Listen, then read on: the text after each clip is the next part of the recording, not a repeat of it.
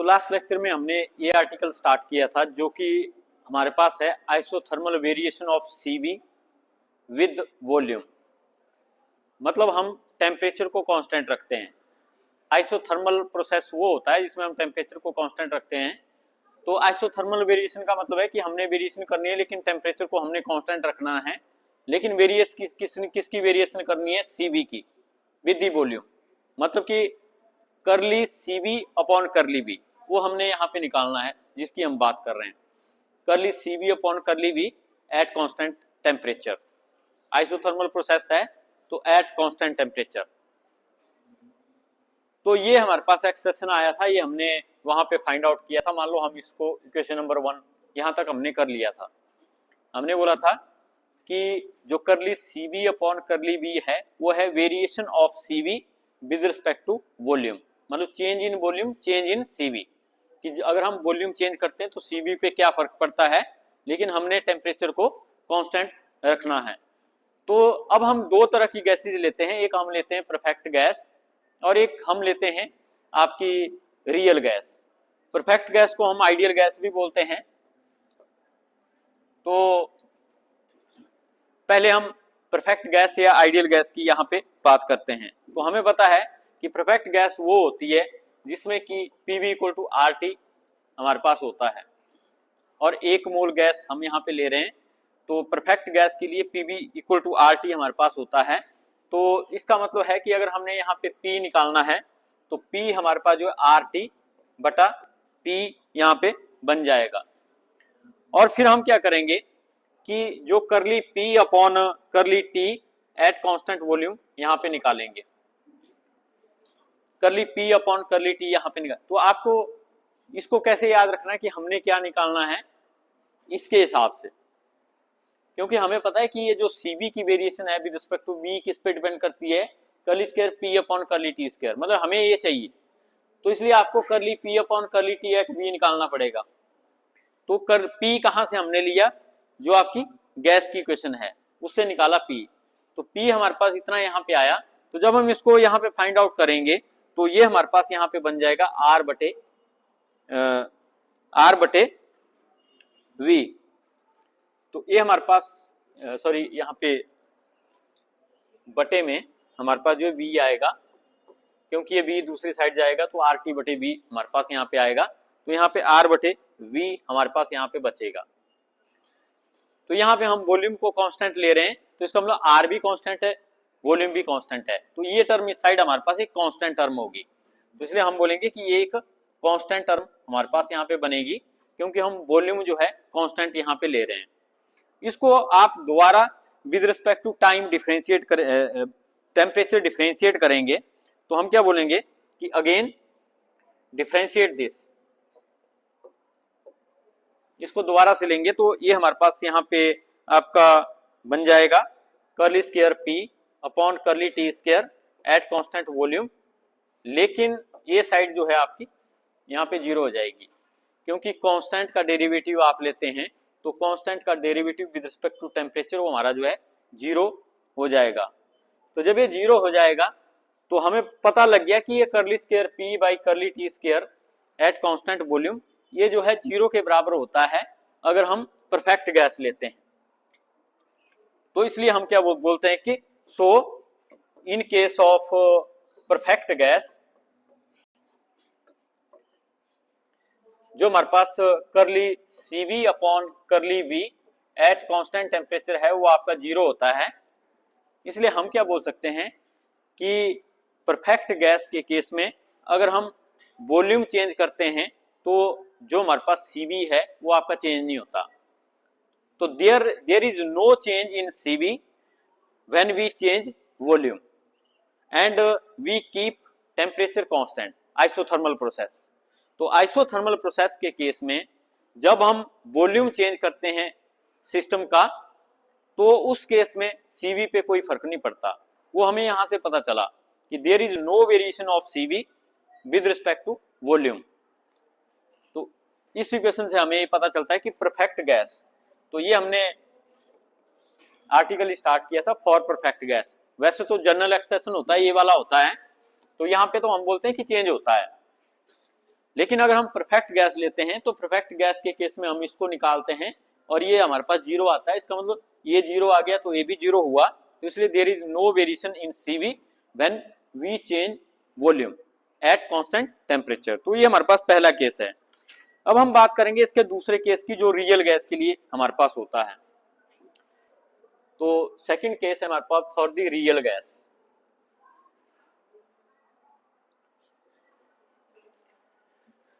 तो दूसरा केस हमारे पास है फॉर रियल गैस।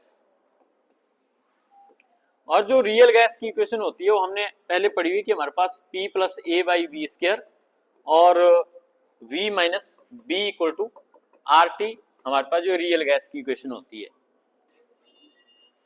तो यहां भी हमें यही चीज चाहिए, करली P बाई करली T। तो यहां पे हमें P निकालना पड़ेगा इस रियल गैस के केस में। तो हम कैसे निकालेंगे इसको? P plus a by V square हम इधर ही रहने देंगे और ये जो साथ में V माइनस बी है इसको हम बटे में ले जाएंगे, V माइनस बी। और फिर P अगर हमने निकालना है तो हम क्या करेंगे, P इधर ही रहेगा, ए बी स्क्वायर हमारे पास जो दूसरी साइड जाएगा, तो यहाँ पे RT बटा V माइनस बी यहाँ पे ऑलरेडी है और ए भी यहाँ पे जाएगा, तो हमारे पास इस तरह से ये हमारे पास जो P की वैल्यू इस इक्वेशन से निकल जाएगी।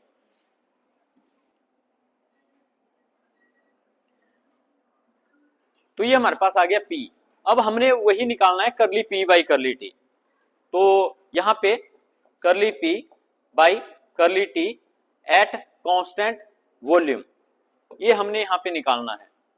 तो इस केस में जो वॉल्यूम है वो भी कांस्टेंट है और जो A है वो भी वंडर वाल कांस्टेंट है। तो इसका derivative with respect to T वो हमारे पास जो है जीरो हो जाएगा दूसरी वाले का। लेकिन पहले वाले केस में यहाँ पे T है, तो इसलिए हम क्या बोलेंगे, हमारे पास कितना बनेगा, R divided by V minus b, और इसका तो हमारे पास जो साथ में जीरो हो जाएगा डेरिवेटिव, क्योंकि R भी कांस्टेंट है, V भी कांस्टेंट है, B भी कांस्टेंट है। तो कांस्टेंट के साथ में सिर्फ T है जिसका हम डेरिवेटिव ले रहे हैं विद रिस्पेक्ट टू T। तो T का डेरिवेटिव होता है 1, तो करली T अपॉन करली T हो जाएगा 1। तो मतलब इसका ही डेरिवेटिव हम यहाँ पे लेंगे, जो R बटा V माइनस बी है वो कांस्टेंट है, लेकिन इसका डेरिवेटिव 1 होगा और ये तो कांस्टेंट है, इसका डेरिवेटिव हमारे पास 0 होगा, तो यही हमारे पास यहाँ पे बच जाएगा। अब अगेन आप यहाँ पे देखेंगे, अब ये तीनों ही कांस्टेंट है, तो अगर आप इसका डेरिवेटिव दोबारा लेते हैं, करली स्क्वायर P बाई करली T square eight constant volume, ये हमारे पास जो 0 हो जाएगा। क्यों? क्योंकि ये सारे कांस्टेंट है, हम वॉल्यूम को कांस्टेंट रख रहे हैं, तो इसलिए R भी कांस्टेंट है, B भी कांस्टेंट है, V भी कांस्टेंट है, तो इसलिए ये हमारे पास 0 हो जाएगा। तो अगेन हम क्या बोलेंगे कि जो इस put this value in equation 1, तो अगर हम इसको इक्वेशन नंबर 1 में पुट करेंगे तो अगेन हमारे पास वही आएगा, curly CV upon curly V at constant temperature equal to 0। तो अगेन हम यही बोलेंगे कि रियल केस के गैस के केस में भी जो CV है वो वॉल्यूम के साथ वेरी नहीं करता है। तो अगर प्रोसेस आपका आइसोथर्मल है और आप वॉल्यूम चेंज करते हैं तो CV में कोई फर्क नहीं पड़ता है। तो हम क्या बोलेंगे कि so in real gas also there is no variation in CV with V। Volume change करने से CV पे कोई चेंज नहीं होता, मतलब there is no change in CV if we change the volume if we keep the temperature constant. तो इस तरह से ये हमारे पास आपका आर्टिकल था। फिर इसके बाद नेक्स्ट आर्टिकल है हमारे पास, that is variation of internal energy, variation of internal energy with the volume. तो इसमें भी हम दोनों ही गैसेस के लिए निकालेंगे, परफेक्ट गैस के लिए भी और आइडियल गैस के लिए भी। तो मैं उसको अभी यहाँ पे नहीं लिख रहा कि variation of internal energy with volume, मतलब हमने क्या निकालना है, वैसे करली U बाई करली वी, यही हुआ variation of U। U is the internal energy and V is the volume. तो वॉल्यूम अगर हम चेंज करते हैं तो हमारे पास इंटरनल एनर्जी किस तरह से चेंज हमारे पास होती है उसको हम यहाँ पे निकालते हैं। आपको पता ही है, वैसे तो आपने किया है कि हम लिखते हैं dx/dt, इसको हम वेलोसिटी बोलते हैं। तो वेलोसिटी का मतलब क्या हुआ, एक्चुअल फिजिकल में आपने देखना है कि अगर टाइम में चेंज होता है तो डिस्टेंस डिस्प्लेसमेंट भी चेंज होती है आपके पास, उसी को हम वेलोसिटी बोल देते हैं। कोई बॉडी है वो वेलोसिटी कब करती है, जब टाइम के हिसाब से वो अपनी पोजीशन को चेंज करती है। तो अगर टाइम चेंज होगा, dt क्या है, चेंज इन टाइम, तो x भी अगर चेंज होता है तो उस केस में हम बोलते हैं कि वो वेलोसिटी है dx/dt। तो यहां पे भी हम ऐसा ही बोलते हैं कि अगर वॉल्यूम चेंज होगा तो इंटरनल एनर्जी में भी आपका चेंज होगा। तो इसलिए du/dt v करली u/करली v हमारे पास क्या है, variation in u with variation in v। तो सेम इस तरह से इस चीज को हम यहाँ पे लेते हैं। तो ये हम यहाँ पे देखेंगे। तो पहला जो केस है वो हम करेंगे आपका आइसोथर्मल एक्सपेंशन। आइसोथर्मल एक्सपेंशन, तो आइसोथर्मल एक्सपेंशन का मतलब क्या है कि हम कोई गैस लेंगे और उस गैस का टेम्परेचर जो है कांस्टेंट रखेंगे, लेकिन उसको हम एक्सपेंड करेंगे, तो उसको हम आइसोथर्मल एक्सपेंशन यहाँ पे बोलेंगे। तो बोलता कि अगर हम फर्स्ट लॉ ऑफ थर्मोडायनेमिक्स लेते हैं तो हम क्या बोलते हैं कि जो हमारे पास फर्स्ट लॉ ऑफ थर्मोडायनेमिक्स हमारे पास होता है वो हमारे पास होता है delta Q equal to D U plus P into D V, और डेल्टा क्यू को हम टीडीएस लिखते हैं, तो TDS equal to D U plus P D V हमारे पास होता है। तो अगर हमने यहां से डी यू निकालना है तो डी यू हमारे पास कितना निकलेगा, TDS minus P D V. तो इस डी यू को हमने फाइंड आउट करना है, इस पी डी वी को हम दूसरी साइड ले जाएंगे तो हमारे पास डी यू की वैल्यू आएगी। तो बोलता है यहाँ पे हम क्या कर रहे हैं, डी यू मतलब चेंज इन इंटरनल एनर्जी चाहिए हमें, और चेंज इन इंटरनल एनर्जी हमें कहाँ से मिल सकती है, from the first law of thermodynamics. तो इसलिए ये फर्स्ट लॉ ऑफ थर्मोडायनेमिक्स से हमने डी यू की वैल्यू यहाँ पे निकाली। और फिर बोलता है कि हमने क्या करना है, यहाँ पे हमें चाहिए curly U by curly V, मतलब D U by D V. तो इसलिए ये जो पूरी इक्वेशन है हमारे पास, दोनों साइड को हम डीवी से डिवाइड कर सकते हैं।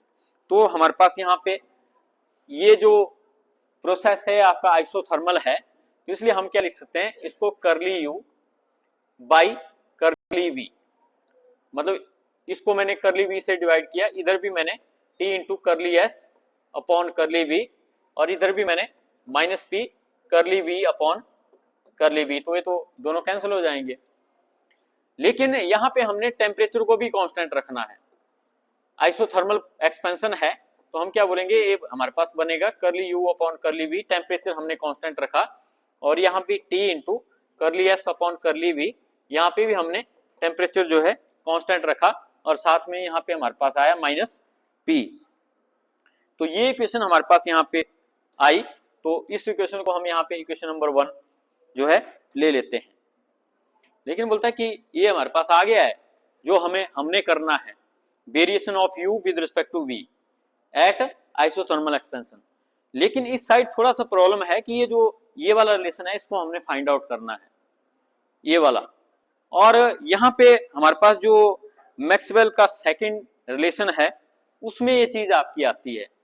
तो मैक्सवेल का सेकंड रिलेशन हम कैसे निकालेंगे, तो जैसे आप करते हैं कि हमारे पास 1 2 3 4 और ये टी वी एस पी। तो अब सेकंड रिलेशन मतलब हम सेकंड पे जाएंगे, तो ये हमारे पास जो है आपका यहाँ पे बनेगा curly S upon curly we. तो सेकंड रिलेशन अगर यहाँ पे आप निकालेंगे तो हमारे पास बनेगा curly S upon curly V, और at constant temperature equal to curly P upon curly T at constant volume. तो ये बहुत इजी तरीका है कि सेकंड रिलेशन के लिए यहां से आपने एंटी क्लॉकवाइज जाना है, curly S upon curly V temperature constant equal to उससे आगे वाले से शुरू करना और पीछे आना है, करली P upon curly T at constant volume. तो इस तरह से हम कोई भी रिलेशन इस डायग्राम से लिख सकते हैं। तो ये हमारे पास यहाँ पे करली एस अपॉन करली टी जो हमें चाहिए वो वाला यहाँ पे आपको मिल गया, ये वाला।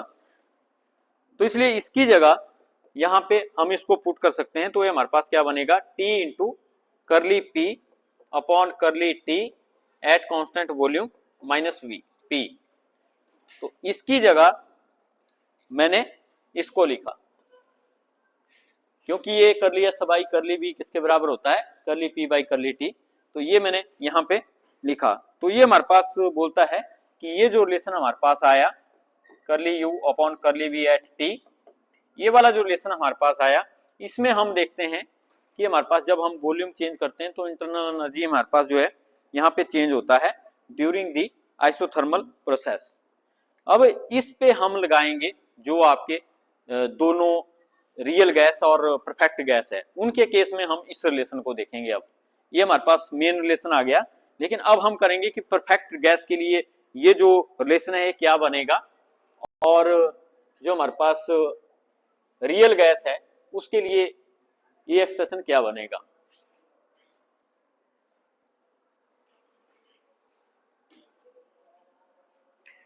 तो पहले बात करते हैं फॉर परफेक्ट गैस।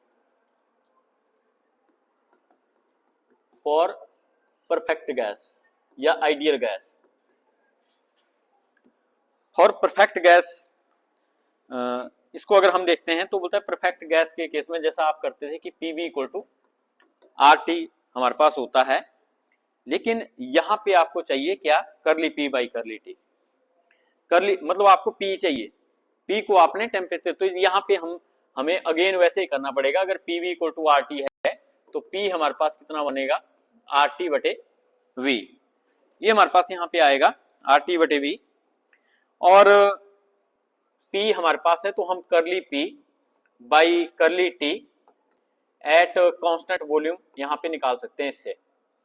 तो हमने पी को डिफरेंशिएट करना है विद रिस्पेक्ट टू टेम्परेचर, और हम ये मान रहे हैं कि वॉल्यूम भी कांस्टेंट है। तो इसका मतलब आर और वी दोनों कांस्टेंट हो गए, सिर्फ टी यहाँ पे वेरी हो रहा है, लेकिन हम विद रिस्पेक्ट टू टी इसको करेंगे तो यहाँ पे हमारे पास जो है सिर्फ आर बटे वी यहाँ पे बचेगा, और ये हमारे पास आ गया यहाँ पे आर बटे वी।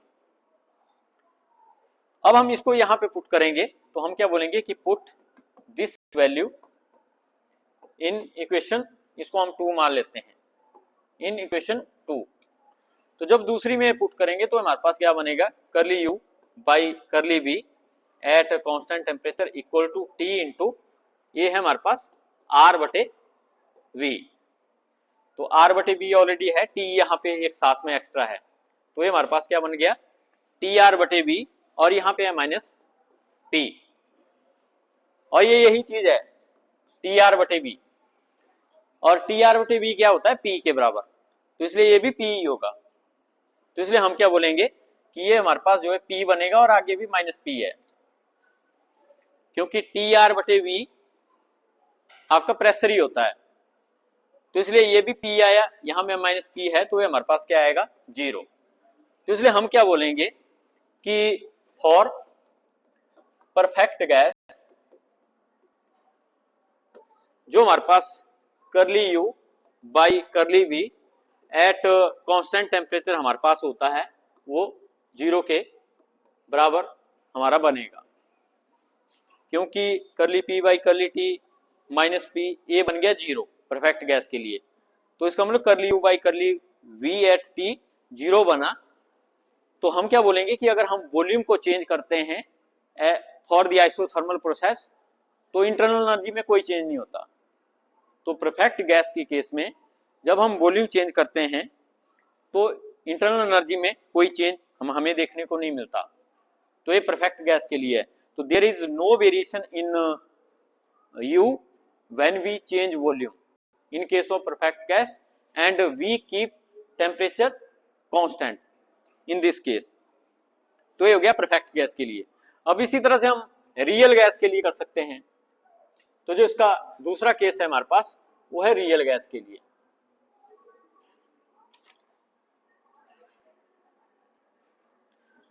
तो ये इक्वेशन मैं एज इट इज रहने देता हूं क्योंकि इसको हमने यहां पे निकाला हुआ है, जो कि हमारे पास curly U by curly V है, वो आपका curly P by curly T पे डिपेंड करता है। तो इसका जो दूसरा पार्ट है वो हमारे पास है फॉर रियल गैस। अब रियल गैस के केस में जैसा आपने पिछली बार किया था कि हमारे पास जो इक्वेशन होती है वो हमारे पास P माइनस ए बटे वी स्क्वायर और V minus b equal to R T हमारे पास जो है रियल गैस की इक्वेशन होती है। तो यहाँ पे हमें चाहिए क्या, कर्ली P बटा कर्ली T। तो यहाँ पे भी हमें P निकालना पड़ेगा। तो हम क्या करेंगे, वैसे ही इसको बटे में ले जाएंगे। तो यहाँ पे P माइनस ए बटे वी स्क्वायर इसी साइड रखा आपने, लेकिन ये जो V माइनस बी है इसको आप बटे में ले गए। जो मल्टीप्लाई होता है उसको आप दूसरी साइड बटे में ले जाते हैं। तो ये हमारे पास इस तरह से यहाँ पे आ गया। और इसका मतलब क्या हुआ कि यहाँ पे जो P बनेगा वो बनेगा आपका आर टी बटे V माइनस बी और प्लस ए बटे वी स्क्वायर। तो सॉरी यहाँ पे प्लस होता है हमारे पास, तो ये हमारे पास इस साइड जाके जो माइनस यहाँ पे बनेगा। तो यहाँ पे ये हमारे पास जो माइनस बनेगा, तो ये इक्वेशन हमारे पास यहाँ पे आ गई। लेकिन आपने निकालना क्या है, curly P by curly T। तो curly P by curly T आपने निकालना है, इसका derivative with respect to temperature निकालना है। लेकिन यहाँ पे वॉल्यूम को हमने कांस्टेंट रखना है। तो इसका मतलब क्या हुआ, ये भी कांस्टेंट है वॉल्यूम, ये भी कांस्टेंट है और वॉल्यूम कांस्टेंट है, बी भी कांस्टेंट है। इनका तो हमें पहले ही पता होता है कि ये वैन डर वाल कांस्टेंट है ए और बी, लेकिन हम वॉल्यूम को भी कांस्टेंट ले रहे हैं। तो एट कांस्टेंट वॉल्यूम यहाँ पे दिया हुआ है।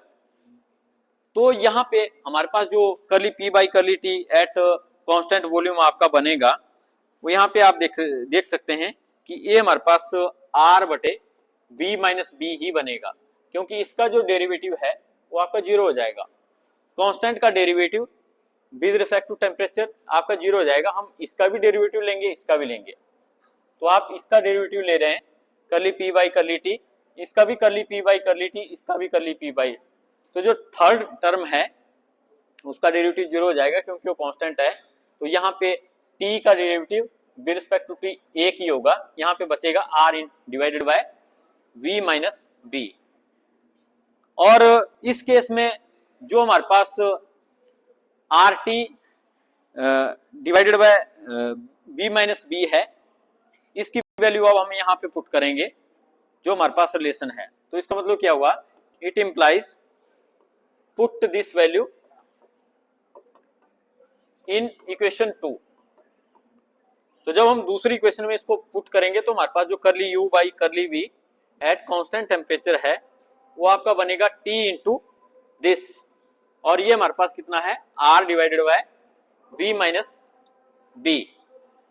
T यहाँ पे ऑलरेडी है, इसकी वैल्यू हमारे पास R बटे V माइनस बी, और आगे हमारे पास माइनस T। तो बोलता है यहाँ पे भी जो हमारे पास इक्वेशन आई है पहले इस केस में, तो यहाँ पे भी हम जो है इसकी वैल्यू निकालेंगे जो आपका P है। लेकिन P इस केस में हमारे पास यहाँ पे ये वाली इक्वेशन है। तो जब हम P की वैल्यू यहाँ पे पुट करेंगे, ये हमारे पास P की वैल्यू है और P की वैल्यू आप यहाँ पे पुट कर सकते हैं। और जब हम इस वैल्यू को यहाँ पे पुट करेंगे तो ये जो curly U by curly T है हमारे पास क्या बनेगा, T into R divided by V minus b आपका ऑलरेडी है, लेकिन P की वैल्यू हमारे पास यहाँ पे कितनी है, माइनस आर टी बटे V माइनस बी, और यहाँ पे माइनस का प्लस हो जाएगा और यहाँ पे A बटा V स्क्वायर आपका आएगा। तो इस इक्वेशन को आप देखो, इस इक्वेशन में हमने इसकी वैल्यू पुट करने पे यहाँ पे ये आया हुआ है, लेकिन जो P होता है वो रियल गैसेस के लिए इतना होता है, ये हमने यहां से निकाला है। तो P रियल गैसेस के लिए इतना होता है, तो यहाँ पे P की वैल्यू हम यही वाली पुट कर रहे हैं, तो हमारे पास ये इक्वेशन आएगी। अब ये दोनों टर्म तो हमारे पास सेम है, ये कैंसिल हो जाएगी, यहाँ पे a बटा वी स्क्वायर आपका बचेगा। तो हम क्या बोलेंगे कि करली u upon curly v at constant temperature आपका जो बनेगा वो a बटा वी स्क्वायर यहाँ पे हमारे पास बनेगा। तो इसलिए हम क्या बोलते हैं कि रियल गैसेस के केस में जब हम वॉल्यूम चेंज करते हैं तो इंटरनल एनर्जी में हमारे पास चेंज होता है, क्योंकि यहाँ पे एक पॉजिटिव वैल्यू है। तो there is change in internal energy when we change volume at for the isothermal process, क्योंकि टेम्परेचर यहाँ पे हमारे पास जो है कांस्टेंट है। इस तरह से हम इसको यहाँ पे लिख सकते हैं, या बुक में इन्होंने इसको एक और तरीके से भी इस चीज को लिखा हुआ है, इस इक्वेशन को, कि हमारे पास जो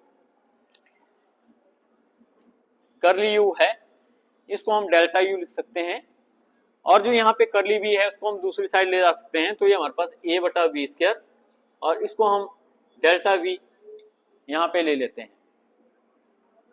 तो करली यू को डेल्टा यू लिख लिया और इस करली वी को इधर ले गए, इसको हमने डेल्टा वी बोल दिया। तो इसको इस क्वेश्चन का मतलब क्या हुआ कि अगर हम डेल्टा वी मतलब चेंज इन वॉल्यूम करते हैं तो चेंज इन इंटरनल एनर्जी हमें देखने को मिलता है for real gas, for real gases. तो ये हमें यहां से इंफॉर्मेशन मिलती है कि रियल गैसेस के केस में अगर हम वॉल्यूम में चेंज करते हैं तो इंटरनल एनर्जी में भी हमारे पास वहां पे चेंज हमें देखने को मिलता है। तो अगर आप वहां पे वॉल्यूम को बढ़ाएंगे तो वॉल्यूम को बढ़ाने की वजह से इंटरनल एनर्जी में जरूर कुछ ना कुछ वहां पे चेंज आपका होगा, क्योंकि वहां पे एक्सपेंशन होगा।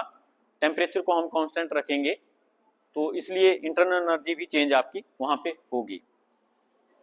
तो बताइए इसका हमारे पास जो है क्या कॉज है, क्या रीजन है कि रियल गैसेस के केस में ऐसा होता है। तो बोलता है for the real gases there is intermolecular forces. तो मैंने पहले बात की थी कि आइडियल गैस के केस में मॉलिक्यूल्स के बीच में कोई फोर्स हम कंसीडर नहीं करते। हम ऐसा बोलते हैं कि आइडियल गैस के जो मॉलिक्यूल्स होते हैं उनके बीच में कोई इंटरेक्शन नहीं होती, उनके बीच में कोई इंटरेक्शन नहीं होती, they are independent of each other. लेकिन जो हमारे पास रियल गैसेज होती है वहां पे हमें मॉलिक्यूल्स के बीच में जो है अट्रैक्टिव फोर्स देखने को मिलती है। तो मॉलिक्यूल्स के बीच में हमें जो है इंटरेक्शन या अट्रैक्टिव फोर्स देखने को मिलती है। तो बोलता है जब हम वहां पे एक्सपेंशन करते हैं, तो ये जो प्रोसीजर अभी हमने किया ये आपका यहाँ पे एक्सपेंशन है। तो बोलता है कि मॉलिक्यूल के बीच का जो डिस्टेंस है वो हमारे पास जो है बढ़ जाता है। So work to be done to separate the molecule against the attractive force. तो इसलिए यहाँ पे आपको एक तरह से काम करना पड़ता है, मतलब कि जो मॉलिक्यूल्स हैं उनके बीच की सेपरेशन बढ़ा रहे हैं। अब जो सेपरेशन बढ़ाने के लिए कुछ ना कुछ काम तो करना पड़ेगा, और जो भी आप काम करेंगे that will store in the form of internal energy. तो जो काम आप कर रहे हैं वो काम कैसे स्टोर हो जाएगा, वो in the form of internal energy उस गैस में स्टोर हो जाएगा, मतलब उस सिस्टम में स्टोर हो जाएगा। क्योंकि एनर्जी आपको पता है कि जो आप काम करते हैं वो काम आपका एनर्जी की फॉर्म में भी स्टोर होता है। तो इसलिए जो मॉलिक्यूल्स आप सेपरेट करेंगे, मॉलिक्यूल को सेपरेट करने के लिए, मतलब सेपरेट कैसे हो रहे हो, आप गैस को एक्सपेंड कर रहे हैं, गैस को एक्सपेंड कर रहे हैं तो मॉलिक्यूल दूर दूर जा रहे हैं, लेकिन आप कर तो काम ही रहे हैं। अब जो आपने काम किया वो आपका बेकार नहीं जाएगा, वो काम in the form of internal energy उसमें वहां पे हमारे पास जो है स्टोर हो जाएगा। लेकिन परफेक्ट गैस के केस में हमारे पास कोई भी इंटरमोलिकुलर फोर्सेज नहीं होती है हमारे पास। तो इसलिए अगर आप वहां पे एक्सपेंशन कर भी रहे हैं तो वो मतलब एक तरह से हम बोल सकते हैं कि वहां पे आपको काम करने की जरूरत ही नहीं है, क्योंकि वहां पे मॉलिक्यूल को सेपरेट करना वो ऑलरेडी सेपरेट है, मतलब एक दूसरे पे वो डिपेंड नहीं है, एक दूसरे से कोई इंटरेक्शन नहीं है, दे आर ऑलरेडी सेपरेटेड। तो इसलिए परफेक्ट गैस के केस में हम देखते हैं कि वहां पे हमारे पास कोई भी इंटरमोलिकुलर फोर्सेज हमारे पास नहीं होती, तो आपको वहां पे कोई काम नहीं करना पड़ता। आपको काम करना पड़ता है only in case of real forces to separate the molecules. तो ये हमारे पास इस तरह से ये आर्टिकल था। फिर इसके बाद हमारे पास आइसोबैरिक एक्सपेंशन। पहले तो हमने ये पढ़ा आइसोथर्मल एक्सपेंशन कि हमारे पास जो जब हम वॉल्यूम चेंज करते हैं तो इंटरनल एनर्जी चेंज करती है, लेकिन कब? जब हम टेम्परेचर को कांस्टेंट रखते हैं, आइसोथर्मल। लेकिन यही चीज जो curly U by curly V है, इसकी बात हम करेंगे जब हम आइसोबैरिक एक्सपेंशन करेंगे। और आपको पता है कि आइसोबैरिक प्रोसेस क्या होता है? आइसोबैरिक प्रोसेस क्या होता है? जिसमें प्रेशर को हम कांस्टेंट रखते हैं। तो आइसोबैरिक प्रोसेस के केस में प्रेशर हमारे पास जो कांस्टेंट रहता है, तो इसलिए अगर हम यहां पे जो दूसरा पार्ट इसका लें, आइसोबैरिक एक्सपेंशन,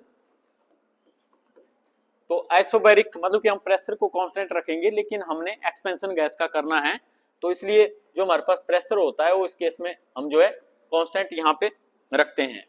तो बोलता है कि अगर हम फर्स्ट लॉ ऑफ थर्मोडायनेमिक्स के अकॉर्डिंग यहाँ पे देखते हैं तो du हमारे पास होता है TdS माइनस PdV। तो ये मैंने डायरेक्टली लिख दिया क्योंकि पिछले यही जो हमने पिछला साथ में पहला पार्ट किया इसका, वहां पे मैंने बोला था कि ये फर्स्ट लॉ ऑफ थर्मोडायनेमिक्स से हमारे पास आता है, तो इसलिए du हमारे पास जो TdS माइनस PdV यहाँ पे बनता है। तो यहाँ भी हम curly u by curly v at constant pressure अब निकालेंगे क्योंकि ये क्या है? Isobaric expansion. तो यहाँ पे अब हमने टेम्परेचर नहीं कांस्टेंट रखना है, अब हमने यहाँ पे प्रेशर कांस्टेंट रखना है। तो जब हम इसको यहाँ पे करेंगे तो ये हमारे पास यहाँ पे T into curly S upon curly V at constant pressure हमारे पास यहाँ पे बनेगा और ये माइनस P यहाँ पे बनेगा। तो इतना सा फर्क है, वहां पे T कांस्टेंट था, यहाँ पे P कांस्टेंट है। तो ये रिलेशन हमारे पास यहाँ पे आया।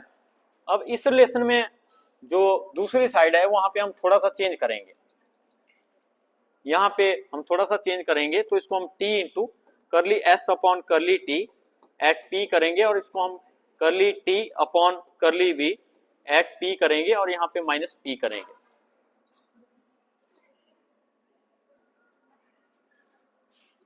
तो यहाँ पे मैंने क्या किया कि कर्ली T से मल्टीप्लाई किया, कर्ली T से डिवाइड किया, सीधी सी बात है। ये एक्स्ट्रा डाले दोनों,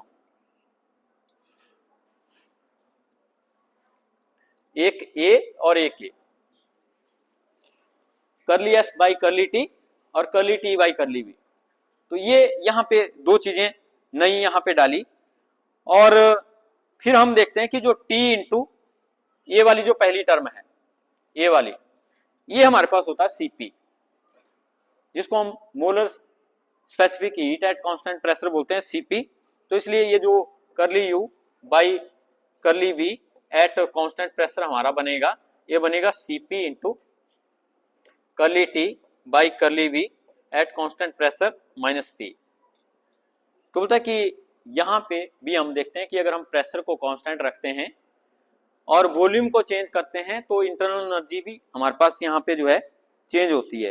तो बोलता है this is the required relation which gives the variation of internal energy with volume during isobaric process. तो यहाँ पे इन्होंने यहीं तक इस आर्टिकल को जो है दिया हुआ है कि ये हमारे पास है change in internal energy with respect to volume when we keep pressure as constant. तो इस तरह से ये आर्टिकल था। फिर इसके बाद हमारे पास नेक्स्ट आर्टिकल है आइडियाबैटिक स्ट्रेचिंग ऑफ ए वायर, कि हमारे पास एक वायर है, आप उसको स्ट्रेच करते हैं लेकिन आइडियाबैटिकली। आइडियाबैटिकली कैसे? ना आप उसको ऐसी जगह पे वायर को रखते हैं जहां पे ना हीट बाहर से आ सकती है ना बाहर को जा सकती है, और हम उसको स्ट्रेच करते हैं। तो बोलता है जब हम वायर को स्ट्रेच करते हैं तो वो वायर ठंडी हो जाती है, कूल हो जाती है। तो ये क्वेश्चन पेपर में बहुत बार पूछा जाता है कि derive the expression for adiabatic stretching of a wire and so that wire get cools when it stretch.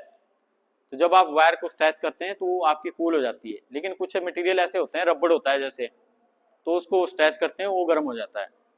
तो वो डिफरेंस उसके बारे में हम स्टडी करेंगे, तो वो नेक्स्ट इसको हम कंटिन्यू रखेंगे।